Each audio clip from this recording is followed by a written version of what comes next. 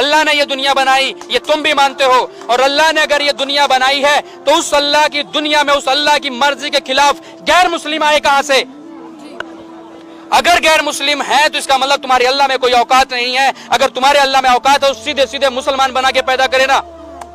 تمہارے اللہ میں اتنی اوقات نہیں ہے کوئی مسلمان بنا کے پیدا کر سکے۔ پہلے تم ہندو پیدا ہوتے ہو، بعد میں تمہاری مسلمانی ہوتی ہے، بعد میں تمہاری سنت ہوتی ہے، بعد میں تمہارا ختنہ ہوتا ہے، تب تم کلمہ پڑھتے ہو، تب تم اسلامک ہوتے ہو۔ اس کے پہلے تم کہاں ہو؟ سچائی کو سویکار کرو۔ سچائی کو سویکار کرنے کی ہمت ہونی چاہیے، اتنا گٹس ہونا چاہیے، اتنی اوقات ہونی چاہیے، اتنا آتم وشواس آپ کو صرف ہندوؤں میں، بھارتی پرمپراؤں میں، ویدک پرمپراؤں میں ہی ملتا ہے، انیتھا کہیں اور نہیں ملے گا۔ ہمارے آخری پیغمبر محمد صلی اللہ علیہ وسلم فرماتے کہ ہر انسان، ہر بچہ جب پیدا ہوتا ہے وہ دین الفطر میں پیدا ہوتا ہے۔ دین الفطر مطلب وہ مسلمان جیسا پیدا ہوتا ہے۔ مسلم کا مطلب وہ انسان جو اپنی زندگی اللہ، بھگوان، ایشور، اپنے خالق کے مطابق بسر کرتا ہے۔ جو انسان اپنی زندگی اپنے خالق، اپنے اللہ کے کہے ہوئے احکامات کے مطابق بسر کرتا ہے، اسے کہتے ہیں عربی میں مسلم۔ تو ہر انسان جب پیدا ہوتا ہے، چاہے ہندو خاندان میں پیدا ہو، یا عیسائی خاندان میں، یا یہودی خاندان میں، یا مسلم خاندان میں، کوئی بھی خاندان میں پیدا ہوتا ہے، وہ پیدا ہوتا ہے مسلمان جیسا۔ اس کے بعد اس کے والدین، اس کے بڑے، اس کے ٹیچرز اسے سکھاتے ہیں۔ اگر صحیح چیز سکھاتے تو وہ صحیح راستے پہ رہتا ہے، ورنہ وہ دوسرے راستے پہ بھٹک جاتا ہے۔ ہو سکتا ہے کہ وہ بت پرستی کرنے لگے، وہ مورتی پوجا کرنے لگتا ہے، ہو سکتا ہے وہ آگ کی پوجا کرنے لگے۔ اسی لیے اگر کوئی غیر مسلم بنتا ہے، اردو میں اکثر کہتے ہیں نو مسلم، جو غلط ہے۔ انگریزی میں کہتے ہیں convert. Convert means going from one track to the other, which is wrong۔ صحیح لفظ ہے لوٹا ہوا مسلم، کیونکہ ہر انسان پیدا ہوتا ہے مسلم جیسا، پھر اس کے والدین، اس کے بڑے کے ذریعے سے وہ غلط ٹریک پہ جاتا ہے، اور جب صحیح ٹریک پہ آ جاتا ہے واپس، صحیح لفظ ہے لوٹا ہوا مسلم۔ انگریزی میں کہیں گے ریورٹ۔ اکثر ہم کہتے ہیں نو مسلم، جو اسلامی تعلیمات کے مطابق غلط ہے۔ صحیح لفظ ہونا چاہیے لوٹا ہوا مسلم، ریورٹ۔ اور آپ کا سوال تھا کہ اللہ نے تمہیں مسلم کیوں نہیں بنایا؟ اللہ نے تمہیں مسلم ہی بنایا۔ ہو سکتا ہے کہ بچپن میں آپ کے بڑے، آپ کے والدین، آپ کے ٹیچر آپ کو صحیح راستہ نہیں دکھا سکے اور آپ غلط راستے پہ گئے، لیکن اس کے باوجود آپ اللہ کو دوشی نہیں ٹھہرا سکتے۔ آپ یہ پوچھ سکتے کہ اللہ نے کیوں مجھے ہندو خاندان میں پیدا کیا؟ اگر مسلم خاندان میں پیدا کیا ہوتا، ہو سکتا ہے کہ میں مسلمان ہوتا۔ اللہ تعالیٰ فرماتے ہیں قرآن مجید میں، سورہ فرقان میں، سورہ نمبر 25، کہ اللہ اگر چاہے تو سارے انسانوں کو مسلمان بنا سکتا ہے، لیکن پھر ٹیسٹ کیا ہے؟ اگر ٹیچر چاہے تو سارے اسٹوڈنٹ کو پاس کر سکتا ہے، لیکن ٹیسٹ کیا؟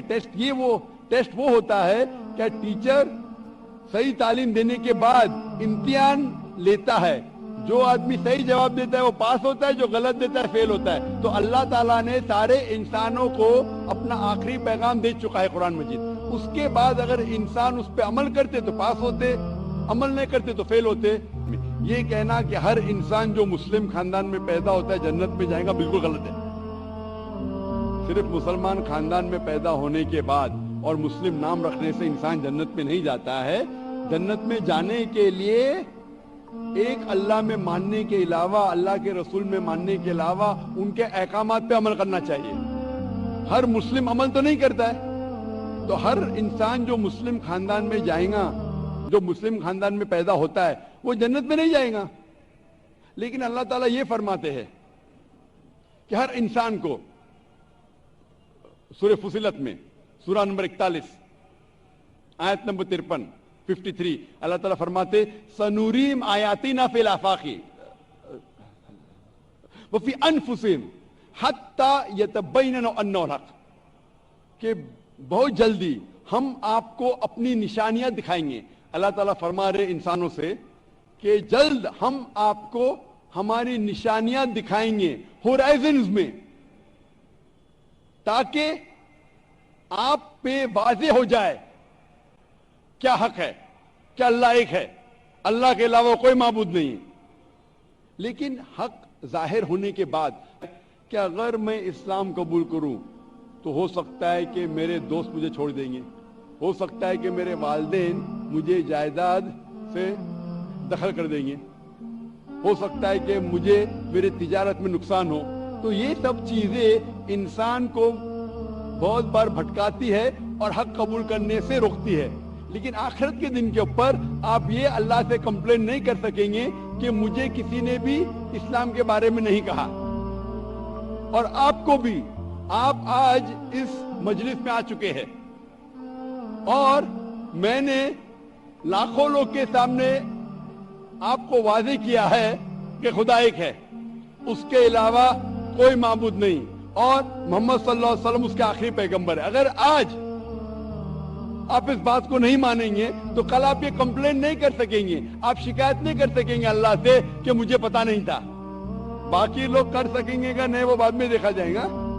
آپ تو اللہ تو واضح کر دیا کس کے ذریعے پتا نہیں، لیکن آج میرے ذریعے تو کر رہا ہے آپ کو، اور اتنے لاکھوں لوگ شہادہ دے رہے اور کروڑوں لوگ ٹیلی ویژن پہ دیکھ رہے آپ کو۔ تو ابھی آپ کے پاس کوئی بہانہ نہیں، کوئی شکایت نہیں یہ کہنے کے لیے کہ میں مسلمان خاندان میں پیدا نہیں ہوا، اس لیے میں نے اس دھرم کو ایکسپٹ نہیں کیا۔ یہ بھگوان کو آپ بنایا؟ جی ہاں، اپنے ان ہاتھوں سے۔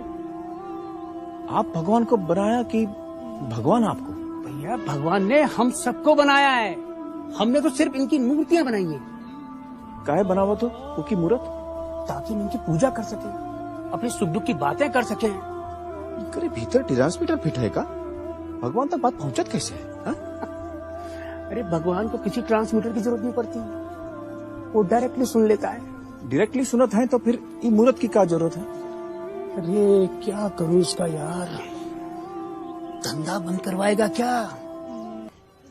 کیا آج آپ کو لگتا ہے، چاہے آپ رام کی بات کریں، کرشن کی بات کریں یا سائی بابا کی بات کریں، ان میں سے کسی کی بھی پوجا نہیں ہونی چاہیے؟